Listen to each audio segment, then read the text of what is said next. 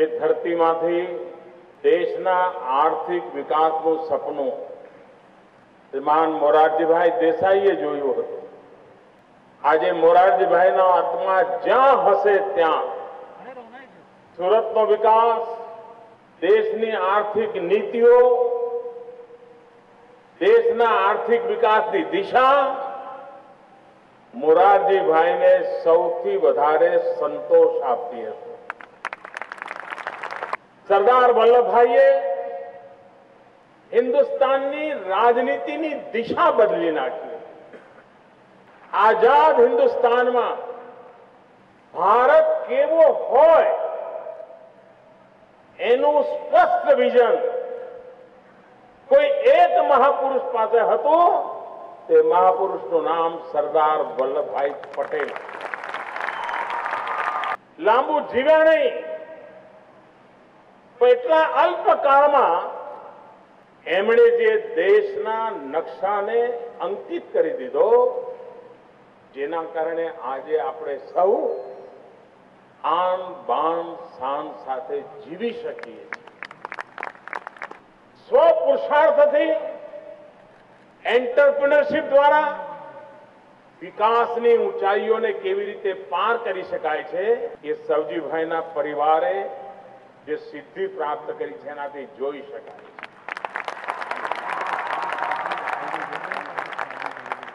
ઘણાને એમ લાગતું હશે કે નરેન્દ્રભાઈ પ્રધાનમંત્રી છે માટે અહીં બોલાયા છે.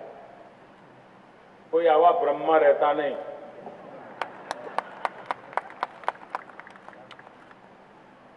હકીકતે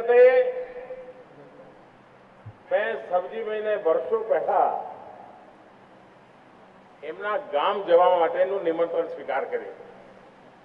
દુધાળા.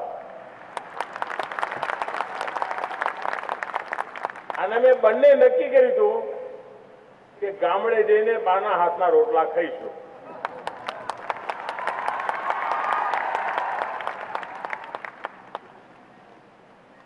પણ કોઈ કારણસર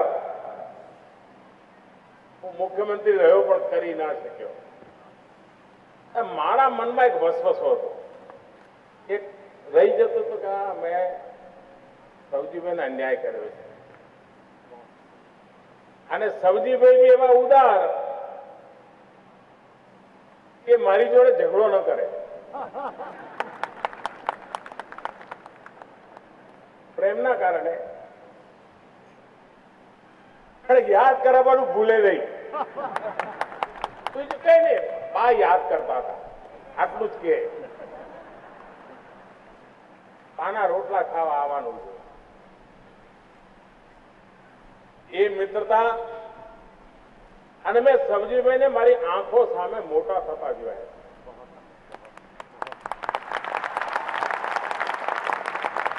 તમને થતું હશે આ બધું? ના. હજારો કરોડનું એક્સપોર્ટ? ના. મોટા એટલે મનના મોટા થતા ગયા.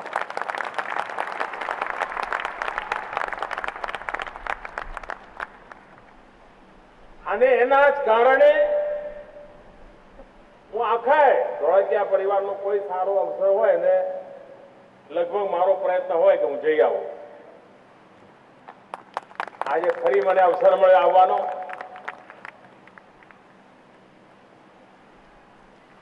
ખૂબ મોટું કામ કર્યું છે, પણ હવે દેશની સુરત પાસે કઈ અપેક્ષા છે?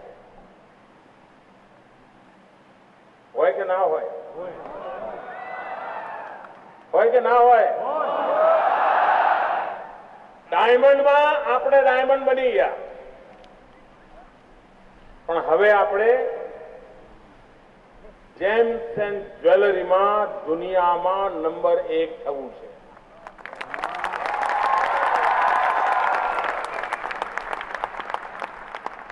અને માત્ર મેડ ઇન ઇન્ડિયા જ્વેલરી નહીં,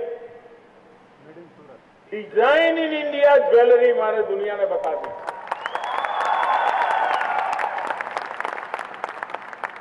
આપણે ત્યાં સદીઓથી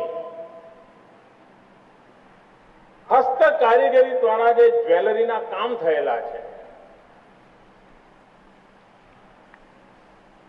એમાં સિઝનનું ધ્યાન રાખવામાં આવ્યું છે. વરસાદની સિઝન હોય તો કેવી જ્વેલરી હોય, ધોમ ધકતો તાપ હોય તો કેવી જ્વેલરી હોય, સવારમાં પહેરવા જેવી જ્વેલરી કઈ હોય, સાંજે પહેરવાની કઈ હોય, શિવજીને કઈ પહેરાય ને ગણપતિને કઈ પહેરાવાય, રુક્ષ્મણીની કઈ હોય ને પાર્વતીજીની કઈ હોય, દરેકમાં ફરક છે. જે દેશના પૂર્વજોએ જ્વેલરીના ડિઝાઇનમાં આટલું અદ્ભુત કામ કર્યું હોય, વિશ્વને ભારતની મૂળભૂત ડિઝાઇન, અર્વાચીન ડિઝાઇન એનું ઘેલું લગાડી શકાય. અને આજે આવા કુશળ લોકોની વચ્ચે હું ઉભો છું ત્યારે, કારણ બધા કુશળ લોકો છે, એમનામાં કૌશલ્ય છે.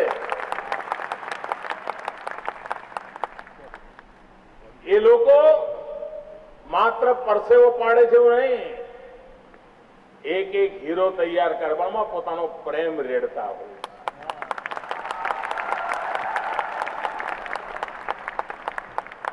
અને દુનિયા પાસે પ્રેમથી અભિષિક્ત હીરો જ્યારે દુનિયાનો કોઈ વ્યક્તિના શરીર પર ધારણ કરે છે ને, ત્યારે એનામાં પણ પ્રેમ પ્રસ્ફુરિત થતો હોય છે. આ કામ આ સુરતની ધરતીમાં થાય છે, આ કોમ્પ્લેક્સમાં થાય છે. અને તેથી સુરત બીડું ઉઠાવે, સવજીભાઈનું પરિવાર એનું નેતૃત્વ કરે, ભારત સરકાર પાસેથી જે મદદ જોઈતી હોય હુકમ કરે,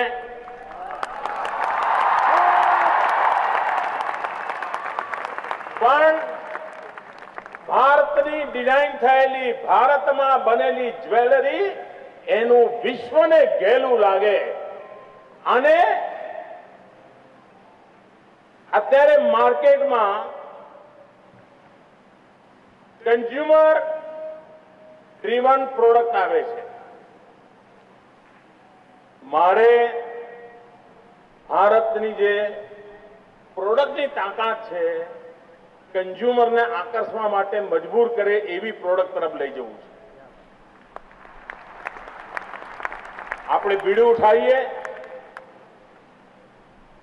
હીરા બહુ કાપ્યા, બહુ ઘસ્યા, હવે આપણે જ્વેલરીની બાબતમાં નવી ઊંચાઈ પ્રાપ્ત કરીએ. અને સવજીભાઈની ટીમ એ દિશામાં કામ કરી રહી છે. પરંતુ સમગ્ર ગુજરાત આનું નેતૃત્વ કરે, દેશ એનું નેતૃત્વ કરે અને સમગ્ર વિશ્વના આ બજારમાં આપણે આપણી તાકાત ઊભી કરીએ, એવી મારી આપ સૌને શુભકામનાઓ છે. આજે મને પરિવારના સૌને મળવાનું થયું, બાના આશીર્વાદ લેવાનો અવસર મળ્યો. મને આજે 3 પેઢીને એક સાથે ઘણા સમય પછી મળવાનું થયું. મારા માટે આનંદનો વિષય છે. ઘણા લોકોને થતું હતું કે મોદી સાહેબ સવારથી નીકળ્યા છે, થાકતા નથી, આ કુટુંબને મળવું એટલે થાક ઉતરી જાય. ખૂબ ખૂબ ધન્યવાદ ભાઈઓ. चाय वाले,